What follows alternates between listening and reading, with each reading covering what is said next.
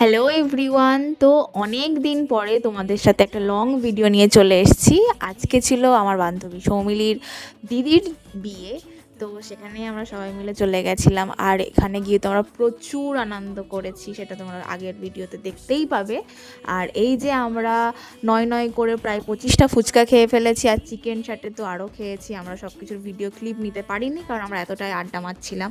তো আমরা এখানে দাঁড়িয়ে এটাই ডিসকাস করছিলাম যে আমরা কতটা খেয়েছি। তো আমার বান্ধবী সোনিয়া বলছে, মিনিমাম 25টা তো আমরা খেয়েইছি, 20 থেকে তো বেশিই খেয়েছি আমরা।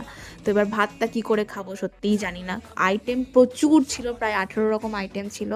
তো আমার তো চানা মটর আর নানপুরি ভীষণ পছন্দ। তারপরে একে একে এটা ওটা পড়ে গেছে, কিন্তু আমি মাছ সব স্কিপ করেছি, শুধু চিংড়ি মাছটাই খেয়েছি। আর আমার হাতে নেল করা হয়েছে বলে আমি ছাড়াতে পারছিলাম না।